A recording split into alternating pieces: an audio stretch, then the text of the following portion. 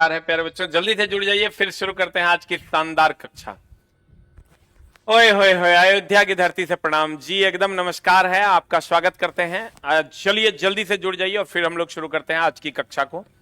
निम्नलिखित में से कौन सा एक धातु नहीं है? देखिए चला जी, अगर आपको धातु, अधातु, उपधातु पहचानना है तो हम आपको एक जुगाड़ बताते हैं, उससे आप पहचान लीजिएगा कि कौन धातु है, कौन अधातु है, कौन उपधातु है। ध्यान दीजिएगा, एक तो पहले जकरा में मौ लगा हुआ होगा, और उसके अलावे लोहा, सोना, चांदी, लोहा, सोना, लोहा, सोना, चांदी, कॉपर, कॉपर, निकेल, ये सब जो है धातु है। ये सब क्या है? चला धातु है। मौ लगा हुआ होना चाहिए, जैसे sodium, potassium, caesium, francium, rubidium, ये सब मौ लगा हुआ है। उसके अलावे जो ये लोग है, ये सब क्या है? धातु है। देखो आज के बाद तुमको कभी कोई दिक्कत नहीं होगा। उसके अलावे अगर हम बात करें, इसके अलावे मौ लगा हुआ है तथा ये सब क्या है? चला धातु है। इसके अलावे उपधातु जो है वो कौन कौन है? देखो, boron, silicon, germanium, arsenic, antimony, tellurium, polonium, इसकी संख्या 7 है और ये उपधातु है। इसकी संख्या क्या है? 7 है और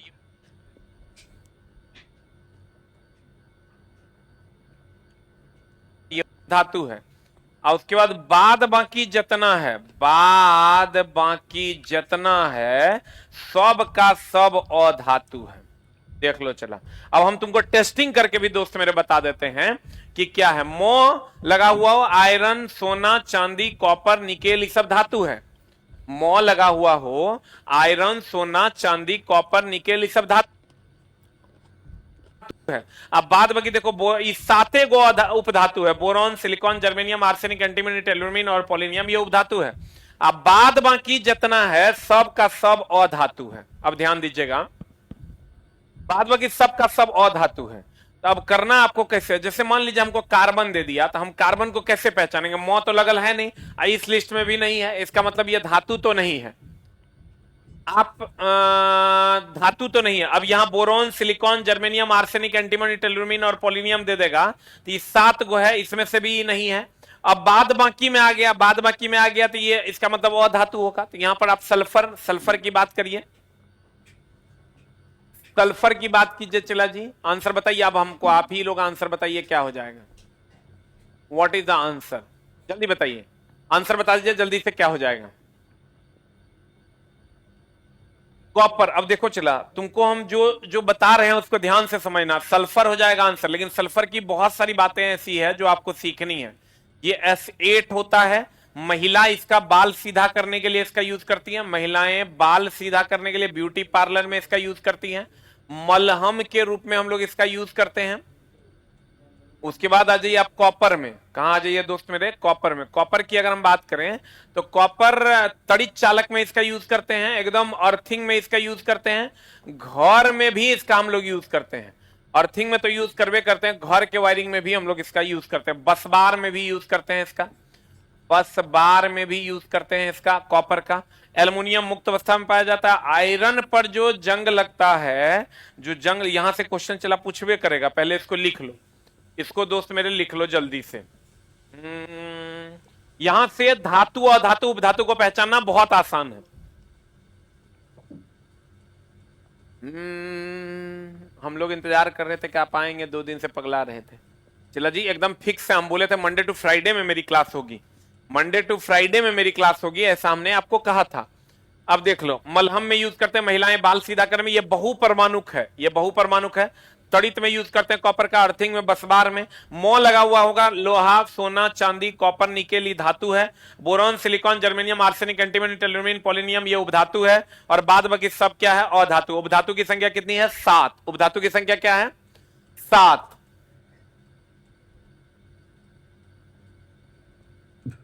अगला, अब देखो लोहा की अगर हम बात करें, चला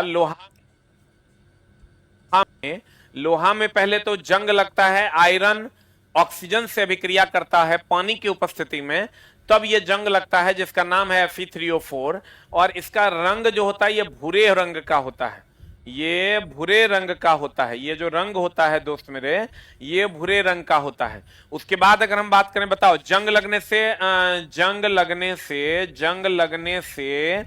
जंग लगने से पहले द्रव्यमान बढ़ता है और फिर घटता है। जंग लगने से पहले द्रव्यमान बढ़ता है, आपका मोर देन वन ऑप्शन में बड़ा गड़बड़ करता है। अब बाद में पहले द्रव्यमान जो होता है ये बढ़ता, पहले द्रव्यमान बढ़ता, बाद में घट जाता है, बाद में घटता। ये ऑक्सीकरण अभिक्रिया है, चूंकि ऑक्सीजन जुटता है इसलिए ये ऑक्सीकरण अभिक्रिया है। और ये रासायनिक अभिक्रिया भी है, क्योंकि ये जंग लगने के बाद फिर से आपको वो मिलेगा नहीं। रासायनिक अभिक्रिया भी है। लड़का याद रखता है कि लोहे पर जंग लगेगा तो उसका आकार बढ़ जाएगा, उसका द्रव्यमान बढ़ जाएगा, लेकिन लोहे पर जंग लगने से उसका द्रव्यमान बढ़ता है, लेकिन धीरे धीरे बढ़िए थोड़े जाएगा। ऐसा थोड़े 1 किलो लोहा जो है बाद में 20 किलो हो जाएगा, पहले बढ़ता है और फिर धीरे धीरे घट जाता है। आंसर बता दीजिए जल्दी से, क्या हो जाएगा? लोहा पर जंग लगता है आयरन ऑक्सीजन की उपस्थिति में, Fe3O4 भूरे रंग का। जंग लगने से पहले द्रव्यमान बढ़ता है, जंग लगने के बाद द्रव्यमान बढ़ता है, पहले नहीं। जंग लगने के बाद द्रव्यमान बढ़ता है, अब बाद में धीरे धीरे घटता है। ऑक्सीकरण अभिक्रिया है, ये रासायनिक अभिक्रिया है। आंसर जल्दी से बता दीजिए, क्या हो जाएगा? What is the answer? यहां तो सल्फर हो जाएगा आंसर। ई चला, लोहे में जंग लगना, ये क्वेश्चन आपके एनसीईआरटी में भी है। लोहे में जंग लगना एक गंभीर समस्या है, आपको क्वेश्चन पूछेगा लोहे में जंग लगना एक गंभीर समस्या है। लोहे में, ये एनसीईआरटी का क्वेश्चन है, लोहे में क्या एक गंभीर समस्या है? जंग लगना एक गंभीर समस्या है। अगला प्रश्न, जंग लगने से पहले द्रव्यमान बढ़ेगा फिर घटेगा, ऑक्सीकरण अभिक्रिया है, रासायनिक अभिक्रिया है। अगला प्रश्न आपके स्क्रीन पर ये रहा, एकदम शुद्ध एनसीईआरटी ही करवा रहे हैं, चला एक भी क्वेश्चन फालतू नहीं करवा रहे हैं। अब जबरदस्ती तुम कंटेंट पे ब्लेम नहीं कर देना तो और कोनो ठीक नहीं है। ये मेरा क्वेश्चन नहीं है, ये एनसीईआरटी का क्वेश्चन है। कहते हैं, बताइए, बूझो ने सीखा कि अधातु हथौड़े से पीटकर सामान्यतः टूटकर चूर हो जाते हैं। निम्नलिखित में से कौन सी एक अधातु है जो हथौड़े से पीटने पर चूर चूर हो जाएगी? बताओ, लोहे का किल, अल्युमिनियम का तार, कॉपर, ये सब तो धातु है। अल्युमिनियम में मौल अलग धातु है, लोहा धातु है, ये कॉपर धातु है, ये कोयले का टुकड़ा हो जाएगा आंसर। कोयले का टुकड़ा इज द राइट आंसर। कोयले का टुकड़ा इज द राइट आंसर। अगला प्रश्न आपके स्क्रीन पर ये रहा, आज धातु और धातु चैप्टर ही है, चला। कहता, धातु सामान्यतः कठोर होता है, निम्नलिखित में से कौन सी धातु अपवाद है और आसानी से चाकू से काटा जा सकता है? देखो, सोडियम जो होता है ये आसानी से चाकू से काट सकते हैं, इसका कुछ कुछ बात है, इसको बढ़िया से लिख लो। चाकू से काट सकते हैं, दूसरा सोडियम के बारे में अगर कहेगा तो ये अम्ल से सोडियम अभिक्रिया करता है और कौन गैस देता है? हाइड्रोजन गैस देता है। और अगर हम सोडियम की बात करें, सोडियम को केरोसिन में डुबा कर रखते हैं, केरोसिन में डुबा कर रखते हैं, केरोसिन में डुबा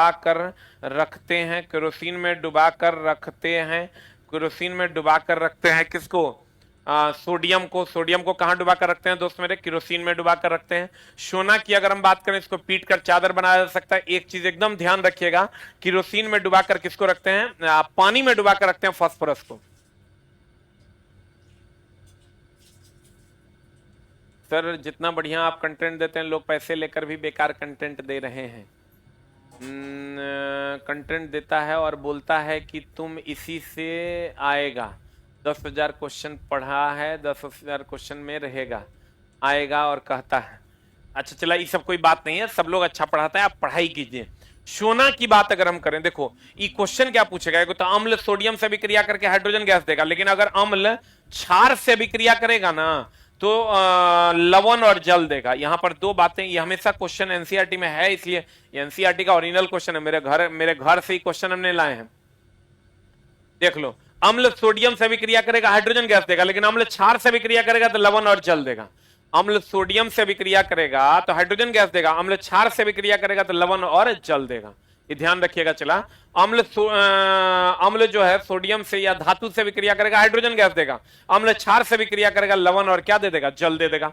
यहां पर आयरन की बात करोगे तो आयरन में जंग लगना भयानक समस्या है। अब मैग्नीशियम से जो दो क्वेश्चंस आपको आते हैं वो मैग्नीशियम से आता है, एगो MgOH Hall 2, MgOH जिसको हम लोग एंटा एसिड कहते हैं, जितना एसिडिटी का दवा है इसको हम लोग एंटा एसिड के नाम से जानते हैं। और मैग्नीशियम जो है ऑक्सीजन से भी, एनसीईआरटी का क्वेश्चन है, मैग्नीशियम बताए भी थे, मैग्नीशियम ऑक्सीजन से विक्रिया करेगा, MgO देगा प्लस ताप एंड उष्मा देगा, ताप तथा ऊष्मा देगा, ताप तथा ऊष्मा देगा। Mg कहता है मैग्नीशियम MgO2 से विक्रिया करेगा, MgO प्लस ताप तथा ऊष्मा देगा, प्लस ताप तथा ऊष्मा देगा। और MgOH को हम लोग मिल्क ऑफ मैग्नीशिया के नाम से भी जानते हैं। इसको हम लोग चला एंटा एसिड या मिल्क ऑफ मैग्नीशिया, हम चला बार बार कहते हैं, जो हम जान रहे हैं उन्हें थोड़ा पढ़ा रहे हैं, जो आपके एनसीईआरटी जिससे आपका सॉल्व होगा वो पढ़ा रहे हैं, वो आपको हम पढ़ा रहे हैं। Sir foundation live class science का लेना, हम चला उसको बता देंगे, ठीक है। अब देख लो, चलो जल्दी से बता दो क्या हो जाएगा। चाकू से काट सकते हैं, अम्ल सोडियम से विक्रिया करेगा, हाइड्रोजन गैस देगा, अम्ल क्षार से विक्रिया करेगा, लवण और जल देगा। MgOH एंटा एसिड है, मिल्क ऑफ मैग्नीशिया कहते हैं। और MgO2 जो है, MgO ताप तथा ऊष्मा देता है, MgO2 से विक्रिया करेगा, MgO प्लस ताप तथा ऊष्मा देगा। ये क्वेश्चन हम करवाए भी थे।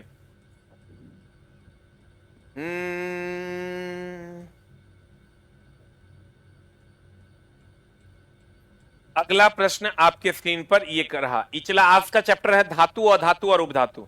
इससे क्वेश्चन से एकदम चला रहबे करता है, अधिकतर एग्जाम्स में रहता है, इसलिए एकदम आप इसको देख लीजिए। पढ़ाई का दूसरा नाम रिवीजन है, जितना ज्यादा आप कर पाते हैं घर पे भी कीजिए।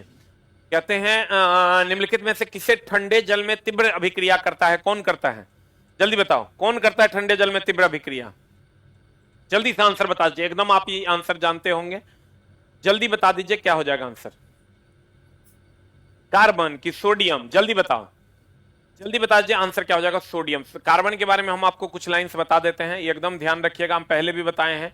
ये श्रृंखला बनाता है, श्रृंखला बनाता है, श्रृंखला बनाता है। संयोजी इलेक्ट्रॉन, संयोजी इलेक्ट्रॉन, संयोजी इलेक्ट्रॉन और संयोजकता जो होता है इसका एक होता है। संयोजी इलेक्ट्रॉन और संयोजकता इसका सॉरी 4 होता है। और आकार छोटा होने के कारण मजबूत बंधन बनाता है, आकार छोटा होने के कारण मजबूत बंधन बनाता है, आकार छोटा होने के कारण मजबूत बंधन बनाता है, आकार छोटा होने के कारण मजबूत बंधन बनाता है, आकार छोटा होने के कारण मजबूत बंधन बनाता है, आकार छोटा होने के कारण मजबूत बंधन बनाता है, आकार छोटा होने के कारण ये कैसा बंधन बनाता है, मजबूत बंधन बनाता है। ये सार्वभौमिक तत्व है, हम जो लिखा रहे हैं चला उस पर भी ध्यान दीजिएगा, इस सार्वभौमिक तत्व के नाम से जाना जाता है। मैग्नीशियम के बारे में अभी तुरंत आपको बता दिया, सल्फर के बारे में भी अभी तुरंत आपको बता दिया, sodium is the right answer, sodium is the right answer. Phosphorus को कहां डुबा कर रखते हैं, पानी में, फास्फोरस को कहां डुबा कर रखते हैं, पानी में डुबा कर रखते हैं। कार्बन श्रृंखला बनाता है, संयोजी इलेक्ट्रॉन और संयोजकता इसकी कितनी होती है, 4 होती है। आकार छोटा होने के कारण मजबूत बंधन बनाता है, सार्वभौमिक तत्व के नाम से जाना जाता है। आकार छोटा होने के कारण, इस सब एनसीईआरटी में है, इस सब एनसीईआरटी में है, आकार छोटा होने के कारण मजबूत बंधन बनाता है और सार्वभौमिक तत्व के नाम से जाना जाता है। अब चला इसमें जो है तुमको एक क्वेश्चन जो तत्व में जो अधिकतर पूछा जाता है उसकी अगर हम बात करें, तत्व में जो अधिकतर पूछा जाता है उसकी अगर हम बात करें, क्लोरीन अगर दे दे तो चला आंसर मार देना ब्लीचिंग पाउडर। ब्लीचिंग पाउडर का सूत्र होता है CaOCl इंटू Cl। दूसरा अगर एक क्वेश्चन आपको देगा जिप्सम, जिप्सम जो है, जिप्सम की अगर हम बात करें, जिप्सम को अगर 120 डिग्री सी पर गर्म करते हैं, जिप्सम को 120 डिग्री सी पर अगर गर्म करिएगा तो प्लास्टर ऑफ पेरिस का निर्माण होगा। जिप्सम को 120 डिग्री सी पर गर्म करते हैं तो प्लास्टर ऑफ पेरिस का निर्माण होता है, ये 100 डिग्री सी पर, या यूं कहें कि जिप्सम को 100 डिग्री सी पर अगर गर्म कीजिएगा तो प्लास्टर ऑफ पेरिस बनेगा। जिप्सम को 100 डिग्री सी पर गर्म कीजिएगा प्लास्टर ऑफ पेरिस बनेगा। जिप्सम को 100 डिग्री सी पर गर्म कीजिएगा तो क्या बनेगा, चला प्लास्टर ऑफ पेरिस बनेगा। कुछ पॉइंट्स है जिसको हम एकदम एनसीईआरटी में है और आपको पूछ सकता है, उस पर ध्यान दीजिएगा। दूसरा कैल्शियम ऑक्साइड जो है इस CO2 से अभिक्रिया करेगा तो ये CaCO3 दे देगा। और एक क्वेश्चन आपको देगा CaO H2O से अभिक्रिया करेगा, H2O से अभिक्रिया करेगा तो CaOH दे देगा। इसको आप चला जल्दी से लिख लीजिए, CaO CO2 से अभिक्रिया करेगा, CaCO3 दे देगा। चांद ने पूछा तारों से, तारों ने पूछा हजारों से, सबसे प्यारा कौन है, मैंने कहा इसके झांसर। वाह क्या बात है। लेकिन चला आप कंटेंट पे ध्यान दें और पढ़ें तो हमें अच्छा लगेगा। आप कंटेंट पे ध्यान दीजिए और पढ़ाई कीजिए तो हमें बहुत अच्छा लगेगा कि आप पढ़ाई कर रहे हैं। क्लोरीन से बनता है ब्लीचिंग पाउडर, जिप्सम से plaster of Paris 100 degree C पर। ये सब एनसीईआरटी का कंटेंट है। कैल्शियम ऑक्साइड CO2 से विक्रिया करेगा, CaCO3 बनाएगा, CaOH2O से विक्रिया करेगा, CaOH Hall 2 बना देगा। जल्दी से लिख। हाँ पप्पू यादव जी, बहुत बढ़िया।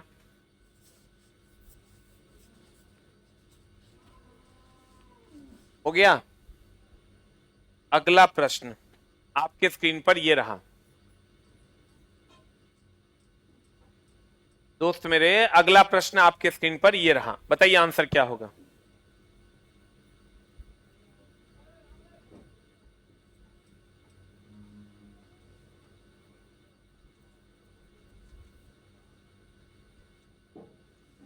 अगला प्रश्न बताइए क्या हो जाएगा। कहता है धातु तनु हाइड्रोक्लोरिक अम्ल के अलावे सोडियम हाइड्रोक्साइड के विलयन के साथ भी अभिक्रिया कर हाइड्रोजन गैस बनाता है। बताओ क्या हो जाएगा answer. What is the answer, जल्दी बता। देखो, धातु तनु हाइड्रोक्लोरिक अम्ल के अलावे सोडियम हाइड्रोक्साइड के विलयन के साथ भी अभिक्रिया कर हाइड्रोजन गैस देता है। अल्युमिनियम जो है ये तनु हाइड्रोक्लोरिक HCl से विक्रिया करेगा और सोडियम हाइड्रोक्साइड से विक्रिया करेगा। दोनों केसेस में यह हाइड्रोजन गैस देगा, ये दोनों केसेस में हाइड्रोजन गैस देगा। आयरन की अगर हम बात करें, ये अमलगम नहीं बनाता है। अमलगम क्या होता है, जब किसी भी चीज में पारा में कुछ मिला देते हैं तो अमलगम बन जाता है। आयरन अमलगम नहीं बनाता है। अमलगम में पारा का होना अनिवार्य है, ये चीज ध्यान रखिएगा। चला जी, अमलगम क्या होता है, पारा में, अमलगम में पारा होना अनिवार्य है। अमलगम में पारा होना अनिवार्य है। अमलगम में पारा का होना क्या है दोस्त मेरे, अनिवार्य है। कॉपर हो गया, सोडियम हो गया। अमलगम में किसका होना अनिवार्य है, पारा का होना अनिवार्य है। अमलगम में किसका होना अनिवार्य है, पारा का होना अनिवार्य है। एक दो क्वेश्चन हो सकता है चला रिपीट हो गया होगा, चूंकि चैप्टर वो जो जिस किताब से हम टिक मार रहे थे एनसीईआरटी में वो किताब नहीं था, दूसरा किताब था।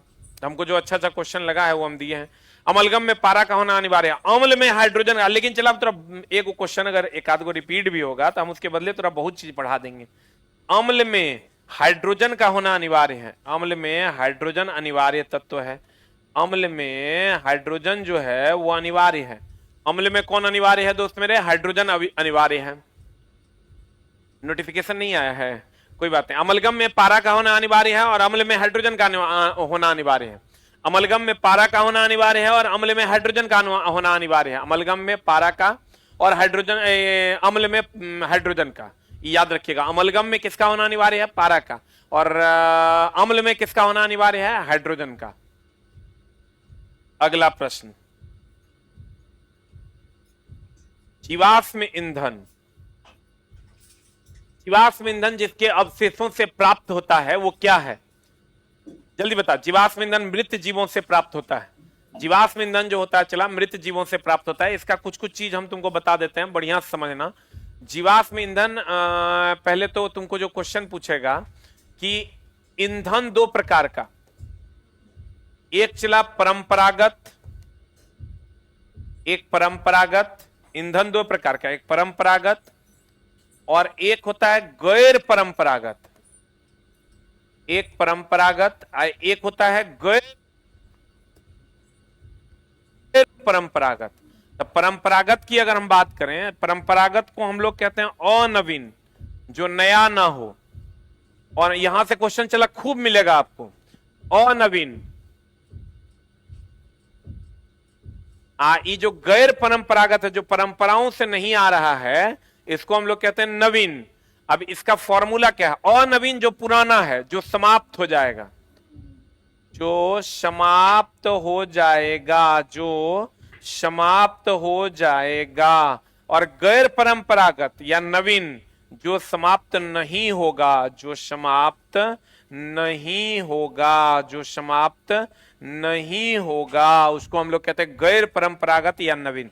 जैसे देखो, इसका एग्जाम्पल हम बताते हैं आपको, ये कोयला है, इसका एग्जाम्पल है कोयला, पेट्रोल, डीजल, ये एकदम समाप्त हो जाएगा। इसके एग्जाम्पल की बात करोगे, सूर्य की ऊर्जा, सूर्य की ऊर्जा, हवा की ऊर्जा, समुद्री जल की ऊर्जा, समुद्र की ऊर्जा, ये सब कभी ना समाप्त होने वाली ऊर्जा का स्रोत है। बढ़िया से देख लो, जल्दी से बढ़िया से देख लो। चला एक बार फिर से हम बता देते हैं, परंपरागत और अनवीन। देखो इसको दिमाग में रखोगे, परंपराओं से चलते आ रहा है, बहुत पहले से चलते आ रहा है, जो नवीन नहीं है, अनवीन है, कन्वेंशनल है, पुराना है। तो चला परंपरागत या अनवीन की अगर हम बात करें, जो समाप्त होने वाला है, जो अब फिर कभी नहीं मिलेगा आपको, धीरे धीरे समाप्त हो जाएगा। और गैर परंपरागत या गैर परंपरागत जो परंपराओं से नहीं है, जो नया है, और जो नया है वो क्या है, नवीन है। नवीन हम लोग वही खोज रहे हैं जो समाप्त नहीं होगा, जैसे सूर्य, हवा और समुद्र की ऊर्जा। जल्दी से इसको लिख लो। हाँ एकदम चला, न्यूमेरिकल का भी एक मैराथन दे देंगे, एकदम आप उसके लिए निश्चिंत रहिए।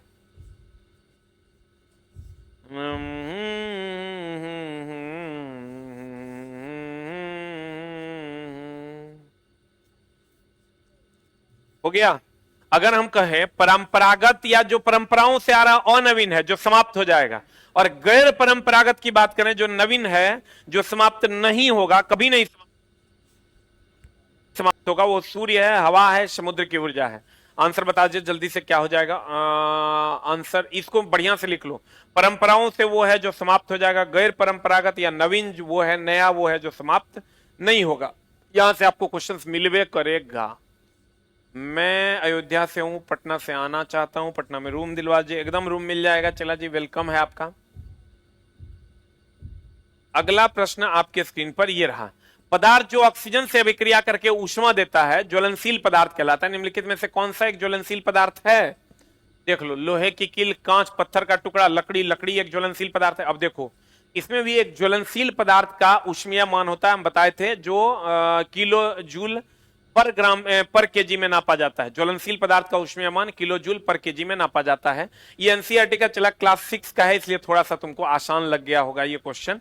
लेकिन हमको ही बताइए, आपको क्वेश्चन पूछेगा, जब आप एग्जाम हॉल में जाइएगा तो आपको एनसीईआरटी का एक क्वेश्चन, इसका जो टफ लेवल का है, जलाने के लिए जरूरी है, जलाने के लिए जरूरी है, जलाने के लिए जरूरी है। एक ऑप्शन देगा तुमको ईंधन, एक ऑप्शन देगा तुमको ईंधन, दूसरा ऑप्शन देगा आग, और तीसरा ऑप्शन देगा ऑक्सीजन, ऑक्सीजन, और चौथा ऑप्शन देगा सौ। बताइए क्या जरूरी है? 1, 2 और 3। एनसीईआरटी का इस टॉपिक का सबसे उल्टा क्वेश्चन है ये। 1, 2 और 3 चलाने के लिए क्या जरूरी है? ईंधन जरूरी है, आग जरूरी है, ऑक्सीजन जरूरी है, या तीनों जरूरी है, या तीनों में से कोई एक चलेगा तो रहेगा तो चल जाएगा? बताओ आंसर क्या होगा? What is the answer? चलाने के लिए चला तीनों चीज जरूरी है, ईंधन भी जरूरी है, आग भी जरूरी है, ऑक्सीजन भी जरूरी है। ईंधन भी जरूरी है, आग भी जरूरी है, ऑक्सीजन भी है। चलाने के लिए ईंधन भी जरूरी है, आग भी जरूरी है, ऑक्सीजन भी जरूरी है, तीनों चीज जरूरी है। अगर आप जलाने के लिए ईंधन हटा दीजिएगा तो नहीं रहेगा। ये देखो, बहुत सारा बच्चा ऑक्सीजन मार दिया। जलाने के लिए खाली ऑक्सीजन रहेगा, जल जाएगा। अभी ऑक्सीजन वातावरण में आग लगा हुआ है, ईंधन भी चाहिए, आग भी चाहिए, ऑक्सीजन भी चाहिए, तीनों रहेगा तभी जले। जलाने के लिए ईंधन भी चाहिए, आग भी चाहिए, और ऑक्सीजन भी चाहिए। पदार्थ जो ज्वाला के साथ नहीं जलता है, हम बताए थे, चला बताओ जल्दी से। पदार्थ जो ज्वाला के साथ नहीं जलता है, चला क्वेश्चन आज रिपीट हो गया है कुछ कुछ।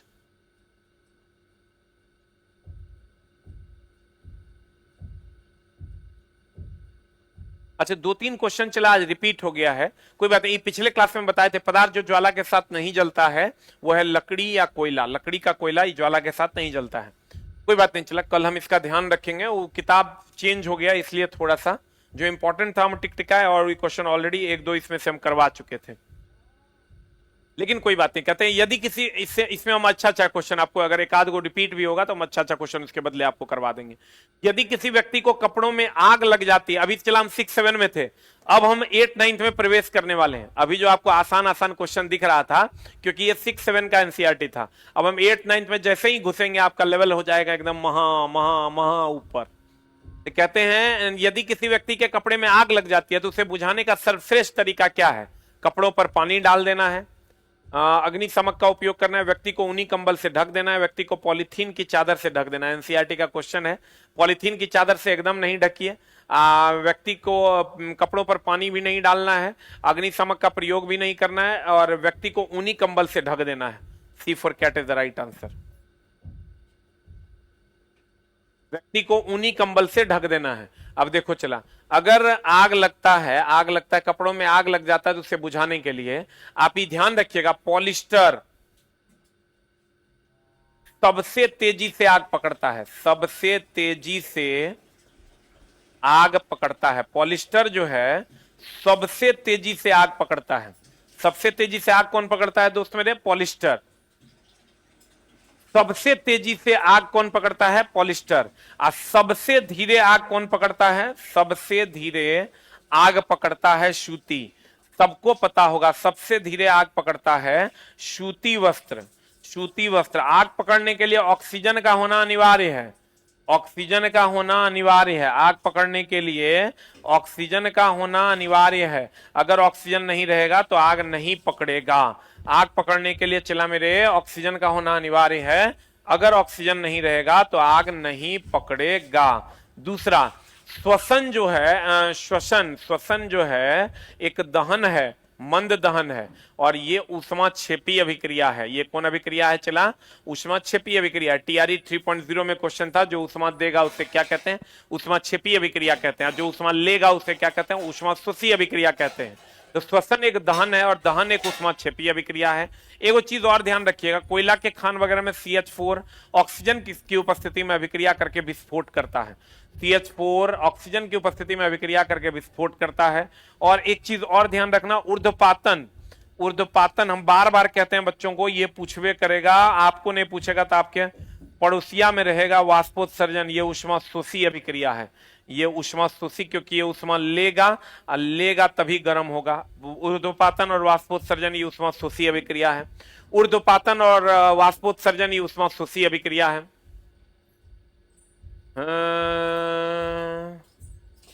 ऊर्ध्वपातन और वाष्पोत्सर्जन ये ऊष्माशोषी अभिक्रिया है। ऊर्ध्वपातन और वाष्पोत्सर्जन जो है ये ऊष्माशोषी अभिक्रिया है। ऊर्ध्वपातन वाष्पोत्सर्जन ये कौन अभिक्रिया है? ऊष्माशोषी अभिक्रिया है। देख लो क्यों? क्योंकि वाष्पोत्सर्जन तब होगा जब उष्मा ग्रहण करके वो गर्म होगा, और ऊर्ध्वपातन तब होगा जब वो उष्मा ग्रहण करके ठोस से सीधे गैस में बदलेगा, तो उसको उष्मा ग्रहण न करना होगा। ये सब उष्माशोषी है, ये सब उष्माशोषी है। आपका क्वेश्चन सिर्फ इतना था कि बताओ जो उष्मा देगा उष्माक्षेपी और जो उष्मा लेगा उष्माशोषी। ठीक है, अगला प्रश्न। पॉलिस्टर सबसे तेजी से आग पकड़ता है, सबसे धीरे से आग कौन पकड़ता है? सूती। ऑक्सीजन का होना अनिवार्य है जलने के लिए। जलने के लिए किसका होना अनिवार्य है? ऑक्सीजन का। श्वसन एक दहन है जो ऊष्माक्षेपी अभिक्रिया। ऊर्ध्वपातन और वाष्पोत्सर्जन ऊष्माशोषी अभिक्रिया है। एक चीज हमेशा ध्यान रखिएगा, अगर गर्म करना है तो ऊष्मा लेगा, ऊष्मा लेगा अर्थात ये ऊष्माक्षेपी शोषी हो गया। गरम करना है तो ऊष्माशोषी हो गया, और ठंडा करना है तो ऊष्मा निकालना होगा। ठंडा करना है तो ऊष्मा निकालना होगा, ये ऊष्माक्षेपी अभिक्रिया है। किसी भी चीज को अगर आपको गर्म करना है तो गर्म करेगा तो ऊष्मा लेगा, तो ऊष्माशोषी है, और ठंडा करेगा तो ऊष्मा देगा, ऊष्माक्षेपी अभिक्रिया, ऊष्माक्षेपी अभिक्रिया है। गर्म करेगा तो उष्मा देगा, उष्मा लेगा तब गर्म होगा तो उष्मा शोषी। ठंडा करोगे तो उष्मा निकालना होगा, और निकालिएगा तो उष्मा क्षेपी अभिक्रिया है। और आपको सिंपल पूछा था, जो उष्मा देगा उष्मा क्षेपी है, और जो ग्रहण करेगा उष्मा शोषी है। आंसर हो जल्दी बता। अभी चला हम लोग क्लास 6-7 में है, जैसे जैसे आगे बढ़ेंगे क्लास 8-9 में हम लोग चलते जाएंगे।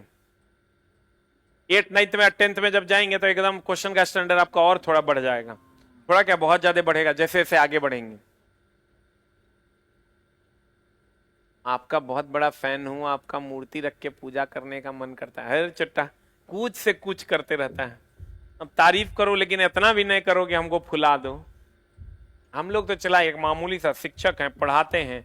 आप चला पूजा करना है तो अपने मम्मी पापा की कीजिए, उससे उससे बड़ा आपका हितैषी धरती पर कोई नहीं है। पत्तियों के हरा रंग का वर्णक मौजूद होने का कारण कौन है? पर्णहरित है, पर्णहरित है। चला राइबोसोम का काम क्या है? प्रोटीन संश्लेषण।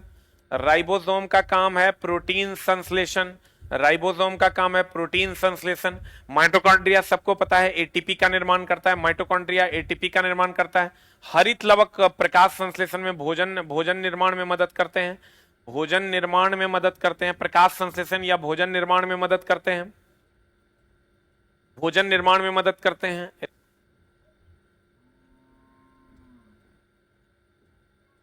भोजन निर्माण में मदद करते हैं। पर्णहरित हो जाएगा आंसर, माइटोकॉन्ड्रिया ये है।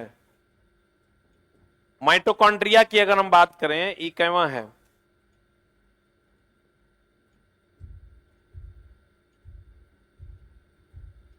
माइटोकॉन्ड्रिया जो है वो एटीपी का निर्माण करता है। माइटोकॉन्ड्रिया भोजन निर्माण में हरित लवक का यूज करते हैं हम लोग।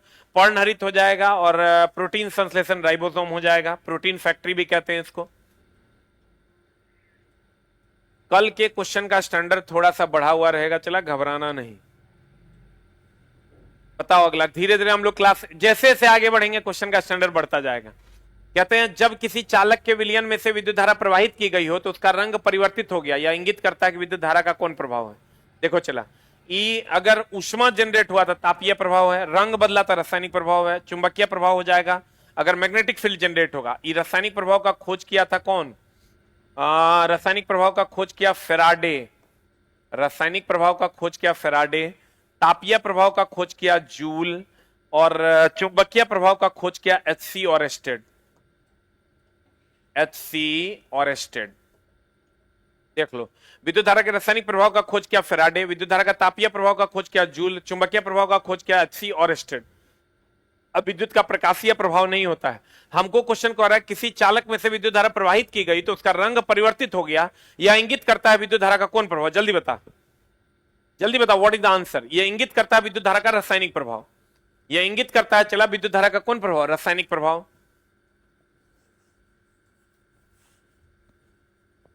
एगो लड़का लिखता है गुरुजी आप हमें मर्द बना दिए हैं। अरे दोस्त मेरे, हम कैसे तुमको मर्द बना दिए? ये कौन बात कह रहे हैं आप? इतनी अपमानजनक बातें कर रहा है ये लड़का। बता, विद्युत धारा का रासायनिक प्रभाव की अगर हम बात करें, इलेक्ट्रोप्लेटिंग, इलेक्ट्रोप्लेटिंग, इलेक्ट्रोप्लेटिंग, इलेक्ट्रोप्लेटिंग विद्युत धारा के रासायनिक प्रभाव पर है। इलेक्ट्रोप्लेटिंग में केवल डीसी यूज करते हैं, ट्रांसफार्मर में केवल एसी यूज करते हैं। ये ध्यान रखिएगा, चला, ट्रांसफार्मर में जो है केवल और केवल एसी यूज करते हैं, इलेक्ट्रोप्लेटिंग में केवल डीसी यूज करते हैं। विद्युत धारा के तापीय प्रभाव पर बहुत सारा यंत्र है। विद्युत धारा के तापीय प्रभाव पर एगो तो हीटर हो गया, गीजर हो गया, ये सब विद्युत धारा के तापीय प्रभाव पर आधारित है। चुंबकीय प्रभाव पर आधारित है गैल्वेनोमीटर, गैल्वेनोमीटर, गैल्वेनोमीटर, गैल्वेनोमीटर है, आमीटर है, वोल्टमीटर है, आमीटर है, वोल्टमीटर है। ये विद्युत धारा के चुंबकीय प्रभाव पर आधारित है, वोल्टमीटर है। देख लो, विद्युत धारा का रासायनिक प्रभाव का खोज फेराडे किया था, विद्युत धारा का तापीय प्रभाव का खोज जूल किया था, चुंबकीय प्रभाव का खोज एचसी ऑरेस्टेड किया था। किसने किया था, चला? और विद्युत धारा के रासायनिक प्रभाव का एग्जांपल है इलेक्ट्रोप्लेटिंग, जिसमें केवल डीसी यूज होता है। ट्रांसफार्मर में क्या यूज होता है? केवल एसी यूज होता है। इसी में दे देगा एक से अधिक एसी यूज होता है, डीसी यूज होता है, एक से अधिक एसी भी हो सकता है, डीसी भी हो सकता है, इनमें से कोई नहीं, एक से अधिक। अब चला, चुंबकीय प्रभाव की अगर हम बात करें, गैल्वेनोमीटर, आमीटर, वोल्टमीटर यूज करते हैं। और एचसी ऑरेस्टेड ने विद्युत धारा के चुंबकीय प्रभाव की बात की थी। एचसी ऑरेस्टेड ने विद्युत धारा के विद्युत चुंबकीय प्रेरण की अगर हम बात करें तो विद्युत चुंबकीय प्रेरण का खोज फेराडे किया था। देखो चला, इसमें थोड़ा सा झोल है, इसको लिख लो फिर बतियाते हैं। ला ला ला ला ला ला ला ला ला, ये हो गया। इसको लिख लीजिए फिर हम बतियाते हैं क्या मामला है। थोड़ा सा आपको झोले में फंसा देगा क्वेश्चन। इलेक्ट्रोप्लेटिंग में केवल डीसी, ट्रांसफार्मर में केवल एसी। अब देखो चला, तुमको क्वेश्चन कहेगा कि विद्युत चुंबकीय प्रेरण, विद्युत चुंबकीय प्रेरण का खोज कौन किया था? विद्युत चुंबकीय प्रेरण का खोज किया था फेराडे। विद्युत चुंबकीय प्रेरण का जो खोज है वो कौन किया था? चला, फेराडे किया था। विद्युत चुंबकीय प्रेरण का जो खोज है ये किसने किया था? फेराडे ने किया था। फिर आ जाइए आप विद्युत चुंबकीय प्रभाव की अगर हम बात करें, विद्युत चुंबकीय प्रभाव, विद्युत चुंबकीय प्रभाव, विद्युत चुंबकीय प्रभाव की अगर हम बात करें तो विद्युत चुंबकीय प्रभाव का खोज किया एचसी ऑरेस्टेड, एचसी ऑरेस्टेड ने किया था।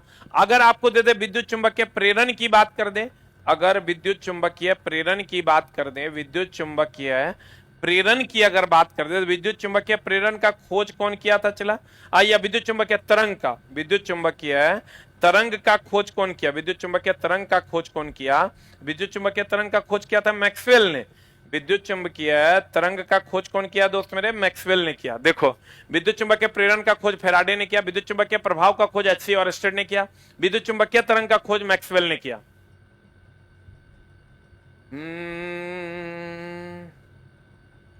देख लो चला, कहते हैं विद्युत चुंबकीय प्रेरण की अगर हम बात करें तो ये फैराडे ने किया था, विद्युत चुंबकीय प्रभाव का खोज एच सी ऑयरस्टेड ने किया, विद्युत चुंबकीय तरंग का खोज मैक्सवेल ने किया। आप एक गुरु हैं और प्रेरणा है अपने छात्रों की सफलता के लिए। आपका समर्पण वास्तव में सराहनीय है। पढ़ाने के प्रति आपका जुनून हर पाठ में झलकता है। आपके पास जटिल विषयों को समझाने का, आसान बनाने का उपहार है। दोस्त मेरे, एकदम हम कोशिश करते हैं कि जो चीजें आपके लिए क्लिष्ट हो वो हम आसान बना के आपको दे दें, और आप इसके लिए हमारी सराहना करते हैं। आपको धन्यवाद है। विद्युत चुंबकीय प्रेरण की अगर हम बात करें, विद्युत चुंबकीय प्रेरण फैराडे ने, विद्युत चुंबकीय प्रभाव एच सी ऑयरस्टेड ने, अब विद्युत चुंबकीय तरंग की खोज मैक्सवेल ने। विद्युत चुंबकीय तरंग की खोज किसने की थी दोस्त मेरे? मैक्सवेल ने। विद्युत चुंबकीय प्रेरण फैराडे ने, विद्युत चुंबकीय प्रभाव की खोज एच सी ऑयरस्टेड ने, विद्युत चुंबकीय तरंग की खोज मैक्सवेल ने। विद्युत चुंबकीय तरंग की खोज किसने की थी दोस्त मेरे? मैक्सवेल ने। विद्युत चुंबकीय प्रेरण फैराडे ने, विद्युत चुंबकीय प्रभाव एच सी ऑयरस्टेड ने, विद्युत चुंबकीय तरंग की खोज किसने की? मैक्सवेल ने की। चलिए, सब अलग अलग है। विद्युत चुंबकीय प्रेरण फैराडे इस पर चलता है, विद्युत चुंबकीय प्रेरण की घटना पर चलता है मेरे दोस्त। खूब पूछता है, जनरेटर चलता है और ट्रांसफार्मर चलता है। जो विद्युत चुंबकीय प्रेरण की ट्रांसफार्मर चलता है विद्युत चुंबकीय प्रेरण की घटना पर। विद्युत चुंबकीय प्रभाव पर एच सी ऑयरस्टेड, विद्युत चुंबकीय तरंग मैक्सवेल ने खोजा था। अगला प्रश्न आपके स्क्रीन पर ये रहा। आज एक दो क्वेश्चन कल पिछले क्लास से रिपीट हो गया, क्योंकि बुक्स मिसमैच हो गया था। जो बुक से हम टिक मार रहे थे वो नहीं था, तो हमको इंपॉर्टेंट लगा तो फिर से हम उसको टिक मार दिए एक दो। इसके लिए हम क्षमा प्रार्थी हैं। कल आपको हम फिर अच्छे अच्छे प्रश्नों से मुखातिब करवाएंगे। चंद्रमा की सतह पर खड़ा हुआ कोई अंतरिक्ष यात्री किसी गेंद को ऊपर की ओर फेंकता है। गेंद छोड़े गए बिंदु से सीधे गिर जाएगी, अंतरिक्ष में लटक रहेगी, ऊपर जाएगी और फिर चंद्रमा की सतह पर वापस आ जाएगी। क्या होगा? आंसर बताओ। या ऊपर जाती रहेगी। एक ऑप्शन है आपका, ऊपर जाती रहेगी और कभी वापस नहीं आएगी। बताइए आंसर क्या होगा? चंद्रमा के सतह पर फेंक रहे हैं। चलिए जल्दी से आंसर बता दीजिए, जल्दी से क्या हो जाएगा? What is the answer? जल्दी से बता दीजिए आंसर क्या हो जाएगा। क्वेश्चन कह रहा है चंद्रमा के सतह पर खड़ा हुआ कोई अंतरिक्ष यात्री किसी गेंद को ऊपर की ओर फेंकता है, तो गेंद छोड़े गए बिंदु से सीधे गिर जाएगी, अंतरिक्ष से लटकी रहेगी, ऊपर जाएगी और चंद्रमा की सतह पर फिर वापस आ जाएगी। क्योंकि वहां तो जी का मान है, वो अलग बात है कि G/6 है। वहां पर जो बल लगता है किसी वस्तु पर वो mg/6 लगता है। तो इसलिए जब mg/6 लगेगा मतलब एक बल लगेगा। अब बल लगेगा तो वो ऊपर जाएगा और फिर लौट के आएगा। इसमें लड़का मार देगा, अंतरिक्ष में लटक जाएगी। नहीं, अगर चंद्रमा पर नहीं, अंतरिक्ष में फेंकोगे ना, अंतरिक्ष में आप फेंकते हैं, अंतरिक्ष में फेंकोगे तब वो घूमने लगेगा। अंतरिक्ष में फेंकोगे तो घूमने लगेगा, लेकिन अगर चंद्रमा के सतह पर फेंकोगे तो वह वहीं वापस लौट कर आ जाएगा, कभी वापस नहीं आएगा। नहीं भाई, चंद्रमा पर आएगा, पृथ्वी पर भी आएगा, चंद्रमा पर भी आएगा, पृथ्वी पर भी आएगा, लेकिन अगर अंतरिक्ष में फेंकोगे तो वो वापस लौट कर नहीं आएगा, घूमने लगेगा, वापस नहीं आएगा। घूमने लगेगा और वापस नहीं आएगा, वापस नहीं आएगा। लेकिन चंद्रमा पर अगर बात करोगे, चंद्रमा पर वापस आ जाएगा, mg/6 हो जाएगा।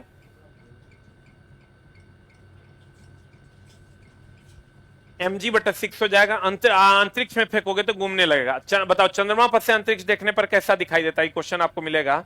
चंद्रमा पर से अंतरिक्ष देखने पर, चंद्रमा पर से अंतरिक्ष देखने पर काला दिखाई देता है। देखने पर काला दिखाई देता है। चंद्रमा पर से अंतरिक्ष को आप देखिएगा तो कैसा दिखाई देगा? काला दिखाई देगा। दीपक जी, चंद्रमा पर से अंतरिक्ष देखने पर काला दिखाई देता है। अंतरिक्ष में फेंकिएगा, घूमने लगेगा, लेकिन पृथ्वी पर चंद्रमा पर फेंकिएगा, वापस लौट कर आ जाएगा, क्योंकि वहां लगने वाला बल जो होता है पृथ्वी पर mg होता है, चंद्रमा पर mg/6 होता है। चंद्रमा पर से किसी वस्तु अंतरिक्ष को देखिएगा तो कैसा दिखाई देगा दोस्त मेरे? काला। हम बोले ना, बार बार कहते हैं हम जानते हैं इसमें बहुत कुछ है, लेकिन आपको बताएंगे उतने जी आपको पूछेगा। क्योंकि चला 10 साल का एक्सपीरियंस है तो मेरे पास बहुत सारा कंटेंट है, लेकिन हम आपको उतने बताएंगे जो आपके लिए जरूरी है। रदरफोर्ड के एक टीचर का यह भी कर्तव्य है कि सिर्फ जरूरी की बातें ही बताई जाए, जबरदस्ती अपना बड़प्पन के लिए बहुत सारी चीजें ना लिखी जाए। बताओ आंसर क्या होगा, व्हाट इज आंसर? और ऊपर, हाँ हाँ हाँ हाँ, पलायन वेग से फेंकिएगा तो वापस नहीं आएगा, तो पृथ्वी पर से भी फेंकिएगा तो नहीं आएगा। कहते हैं रदरफोर्ड के अल्फा कण प्रकीर्णन का प्रयोग परिणाम स्वरूप खोजा गया था नाभिक, परमाणु के नाभिक खोजे गए थे। रदरफोर्ड के अल्फा कण प्रकीर्णन की अगर बात करोगे, रदरफोर्ड का अल्फा कण प्रकीर्णन की अगर बात करोगे, तो इससे नाभिक का खोज हुआ, नाभिक का खोज हुआ। इसने जो प्रयोग किया था वो सोने का पत्थर था, प्रयोग जो इन्होंने किया था वो सोने का पत्थर था, सोने का पत्थर था, सोने का पत्थर इन्होंने प्रयोग किया था, प्रयोग जो इन्होंने किया था वो सोने का पत्थर था, सोने का पत्थर इन्होंने प्रयोग किया था। प्रयोग जो इन्होंने किया था वो क्या किया था दोस्त मेरे, सोने का पत्थर प्रयोग किया था। और कहते हैं नाभिक का खोज किया था, और किसका पत्थर प्रयोग किया था, सोने का। कौन किरण का प्रयोग किया था, अल्फा किरण का। कौन सा प्रकाश का कौन सा प्रभाव, तो प्रकीर्णन। प्रकाश का कौन सा प्रभाव, तो प्रकीर्णन। यहां क्वेश्चन डायरेक्ट मार देना है भैया रदरफोर्ड। इलेक्ट्रॉन का खोज कौन किया था, जे थॉमसन। और प्रोटॉन का खोज किसने किया, गोल्डस्टीन ने। कभी कभी रदरफोर्ड भी दे देता है, तो दोनों में से कोई एक चुनना है, दोनों को नहीं चुनना है, गोल्डस्टीन। और नाभिक का खोज कौन किया था, रदरफोर्ड। रदरफोर्ड ने नाभिक का खोज किया था। परमाणु द्रव्यमान नहीं होगा, आंसर बता दो। अल्फा प्रकीर्णन प्रभाव जो है, हाँ चला जी, आप एकदम शुद्ध एनसीईआरटी हम आपके सेवा में उपलब्ध करवा दिए हैं। अभी हम लोग 6-7 क्लास में हैं, एक कल से में भी हम लोग क्लास 8th में प्रवेश करेंगे, फिर क्लास 9th में, फिर आपका क्लास 10th में घुसेंगे। बताइए, नाभिक में प्रयोग सोने के पत्थर में अल्फा किरण प्रकीर्णन प्रभाव। ये अगर अल्फा, रदरफोर्ड का अल्फा कण प्रकीर्णन की अगर बात करेगा तो कहेगा इससे क्या चीज का खोज हुआ, नाभिक का। इसमें प्रयोग किया गया सोने का पत्थर, अल्फा किरण का प्रयोग किया गया और प्रकीर्णन प्रभाव का प्रयोग किया गया। अगला, एक्स इलेक्ट्रॉन की संख्या। देखो ये क्वेश्चन बड़ा सुंदर है, गौर फरमाइएगा, समझ में आएगा।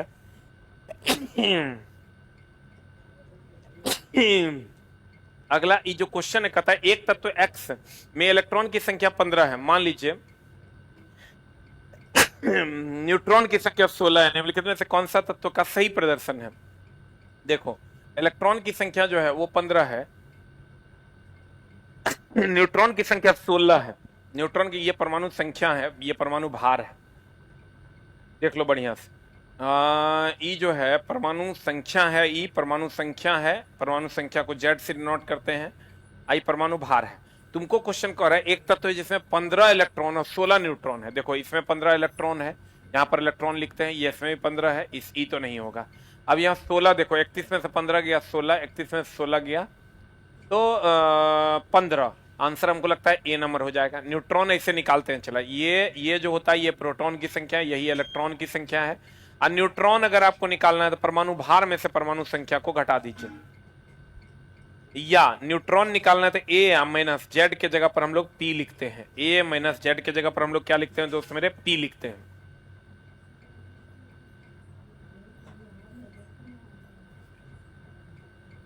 जल्दी से बता दो। कहता है यहां जो कोई तत्व है ये जेड है, क्या है ये, और ऊपर बताओ ये जो तत्व है ये जेड है, ये पी है, ये ई है, ये पी है और ये क्या है, ई है। अब गौर फरमाइएगा, यहां जो न्यूट्रॉन है वो न्यूट्रॉन ए माइनस जेड है। न्यूट्रॉन की अगर हम बात करें तो ए माइनस जेड हो जाएगा, परमाणु भार माइनस परमाणु संख्या। ये जेड के जगह पर हम पी लिख सकते हैं, जेड के जगह पर हम पी लिख सकते हैं, तो ए माइनस पी हो जाएगा। जेड के जगह पर अगर हम पी लिख सकते हैं तो ए माइनस क्या हो जाएगा, पी हो जाएगा। Is the answer.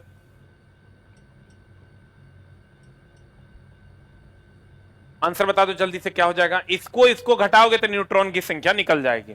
और इसका लेकिन जब 8-9 में जाएंगे चला तो टफ क्वेश्चन आएगा, एक जो दिया हुआ है कैटायन वाला, एक एनसीईआरटी में क्वेश्चन दिया हुआ है। क्वेश्चन अगला क्या है, कहता रदरफोर्ड के नाभिक के प्रतिरूप के संबंध में कौन सा कथन सही है। नाभिक में धन आवेशित माना, नाभिक को धन आवेशित माना। प्रमाणित किया कि कण हाइड्रोजन परमाणु के 4 गुना भारी है। प्रमाणित किया कौन कण, अल्फा कण। अल्फा कण देगा तब सही होगा। सौर परिवार की तुलना की जा सकती है। थॉमसन मॉडल से सहमति दर्शाए। क्या होगा आंसर, जल्दी बता, जल्दी बता आंसर क्या हो जाएगा। ई कहता है नाभिक धन आवेशित है, ये बात इन्होंने स्वीकार किया। परमाणु की क्रिया अल्फा कण के हाइड्रोजन, ई बात चला, ई नहीं कहा था, ये बात सत्य है, लेकिन ये बात रदरफोर्ड ने नहीं कहा था। सौर परिवार किससे तुलना की जा सकती है, ये बात भी कहा था उन्होंने। थॉमसन मॉडल से सहमति नहीं दर्शाया था। आंसर हो जाएगा 1 और 3 इज द राइट आंसर। 1 और 3 इज द राइट आंसर। एक चीज का ध्यान रखिएगा, एनसीईआरटी में आगे मिलेगा, एक क्वेश्चन हम आपको करवाएंगे भी। सबसे पहला मॉडल दिया था थॉमसन ने, प्लम पुडिंग का सिद्धांत दिया था। उसके बाद थॉमसन के बाद आया डाल्टन। थॉमसन के बाद कौन आया दोस्त मेरे, थॉमसन के बाद आया डाल्टन साहब, और डाल्टन के बाद आया था रदरफोर्ड। और रदरफोर्ड के बाद आया था बोरब्यूरी। याद रखिएगा चला जी, क्वेश्चन यहां से पूछता है। रदरफोर्ड के बाद आया था बोरब्यूरी का सिद्धांत। ये क्रम है। परमाणु के लिए जो सिद्धांत आया था, परमाणु के लिए जो सिद्धांत आया था वो पहला दिया था, क्वेश्चन है डायरेक्ट एनसीईआरटी में। पहला था थॉमसन, फिर था डाल्टन, फिर था रदरफोर्ड, फिर था बोरब्यूरी। पहला जो प्लम पुडिंग का सिद्धांत दिया था वो थॉमसन दिया था, उसके बाद डाल्टन दिया था, उसके बाद रदरफोर्ड, उसके बाद बोरब्यूरी ने ये सिद्धांत दिया था। एकदम याद रखिएगा, ये क्वेश्चन डायरेक्टली आपको मिलेगा। तापमान बढ़ने से आर्द्रता परिवर्तन, तापमान बढ़ेगा तो आर्द्रता बढ़ेगा, तापमान बढ़ेगा चला तो आर्द्र अणुओं की संख्या बढ़ती है, वो अलग मामला है, उस पर बहुत ज्यादा क्लास आपको समझना होगा। अगला प्रश्न, ये एनसीईआरटी का क्वेश्चन है, ये अगर आप जाइएगा एनसीईआरटी में तो एनसीईआरटी में आपको ये क्वेश्चन मिल जाएगा। एक तत्व, देखो ये क्वेश्चन आइए गया आज, एक तत्व, ये हमेशा ध्यान रखिएगा, जितना माइनस चार्ज होगा इलेक्ट्रॉन में उतना प्लस करेंगे, जितना प्लस चार्ज होगा इलेक्ट्रॉन में उतना माइनस करेंगे। फॉर एग्जाम्पल, अगर आप सोडियम की बात करोगे, सोडियम 1123 की अगर आप बात करोगे तो ध्यान देना, सोडियम 1123 की अगर हम बात करें, 1123 की बात करें तो इसमें इलेक्ट्रॉन की संख्या 11 है, जो यहां होगा वही इलेक्ट्रॉन है। अगर सोडियम प्लस है, 1123 है, तो जैगो प्लस होगा उतना इलेक्ट्रॉन में माइनस हो जाएगा, क्योंकि प्लस का मतलब होता है त्याग करना। 11 में से 1 गया, ये हो जाएगा 10। और अगर सोडियम माइनस है, 1123 है और यहां माइनस है, तो इसका मतलब इलेक्ट्रॉन की संख्या हो गई 11 और प्लस 1 बराबर 12। देख लो बढ़िया से, हमने आपको क्या कहा, हमने आपको कहा दोस्त मेरे कि सोडियम अगर Na प्लस है तो इलेक्ट्रॉन एगो प्लस है तो यहाँ एगो माइनस हो जाएगा, क्योंकि इसने त्याग किया। अगर यहाँ माइनस है तो ये एगो यहाँ प्लस हो जाएगा, क्योंकि इसने ग्रहण किया। अब आप क्वेश्चन में जाइए, एक तत्व का आयन पर 3 धनावेश है। मान लो कोई तत्व है, इस पर 3 धनावेश है, इस पर 3 धनावेश है। परमाणु का द्रव्यमान संख्या 27 है, परमाणु का द्रव्यमान संख्या 27 है और न्यूट्रॉन की संख्या 14 है। तो मान लेते हैं ये परमाणु संख्या कुछ होगा, तो कितने इलेक्ट्रॉन की उपस्थिति है, इसका मतलब ये माइनस ये बराबर हो जाएगा 14। न्यूट्रॉन की संख्या कितनी है, 14, यानी 27 माइनस जेड बराबर हो जाएगा 14। अब यहां से जेड बराबर निकालोगे, 14 13 27 13, और जो जेड होता है वही प्रोटॉन है, वही इलेक्ट्रॉन है, लेकिन हमको करा है इलेक्ट्रॉन तो ये ठीक है, इलेक्ट्रॉन की संख्या हो गई 13, लेकिन 3 को यहां पर प्लस है तो 3 को माइनस कर दो, 3 को प्लस है तो 3 को माइनस कर दो, 10। देखो कितना बढ़िया बच्चा सब बना लिया है। 3 को प्लस है तो 3 को माइनस कर देना होगा। सर क्या कर रहे हैं, जल्दी बताइए। अगर यहां 3 को प्लस है चला तो इलेक्ट्रॉन की संख्या ठीक है, ये जेड का मान 13 है, यही प्रोटॉन है, यही इलेक्ट्रॉन है, लेकिन 3 को प्लस है तो 3 को प्लस रहेगा तो माइनस कर देंगे, यहां प्लस रहेगा तो माइनस करेंगे इलेक्ट्रॉन में, और यहां माइनस रहेगा तो प्लस करेगा। 3 को प्लस है तो 3 को माइनस कर देंगे, 13 में से 3 गया, कितना हो जाएगा, 10 हो जाएगा। वेरी गुड, बहुत बढ़िया चला जी।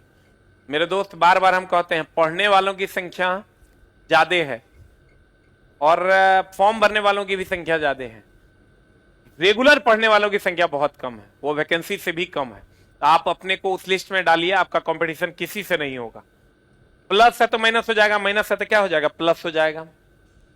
अगला प्रश्न आपके स्क्रीन पर ये रहा, 3 प्रोटॉन और 4 न्यूट्रॉन परमाणु की संयोजकता क्या होगी, जल्दी बता। 3 प्रोटॉन है तो 3 प्रोटॉन है तो हो जाएगा 1s2 और 2s1। तो बाह्यतम कक्षा में 1 इलेक्ट्रॉन है, इसकी संयोजकता जो होती बाह्यतम कक्षा के इलेक्ट्रॉन के बराबर होगा। तो आंसर बता दो जल्दी से, क्या हो जाएगा, 1 इज द राइट आंसर।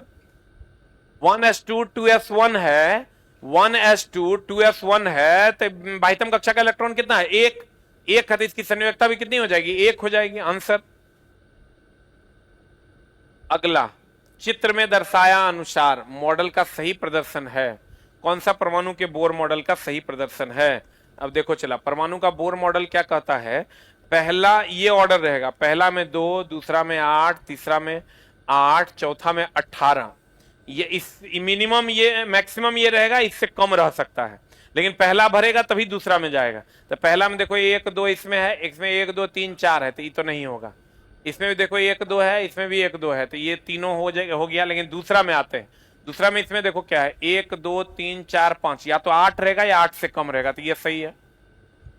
यहां आओगे, 1 2 3 4 5 6 7, ये भी सही है। लेकिन चला इसमें आओगे 1 2 3 4 5 6 7 8 9 है, ये गलत है। या तो 8 को रहेगा दूसरा में, या 8 से कम रहेगा, या तो 2 को रहेगा, या तो 2 से कम रहेगा। अब आंसर बताओ। या तो पहली कक्षा में 2 को रहेगा, पहली से दूसरी में अगर जाना है तो पहला में 2 को रहेगा, दूसरा में 8 या 8 से कम रहेगा। इसमें देख लीजिए आप, इसमें पहले में 4 गो, 1 2 3 4 है। इसमें चला पहले में जो है, इसमें पहले में देख लीजिए आप कई गो है, पहले में 2 गो है, लेकिन दूसरे में 9 गो है। तो आंसर बता दीजिए जल्दी से, क्या हो जाएगा? What is the answer? 1 और 4 इज द राइट आंसर।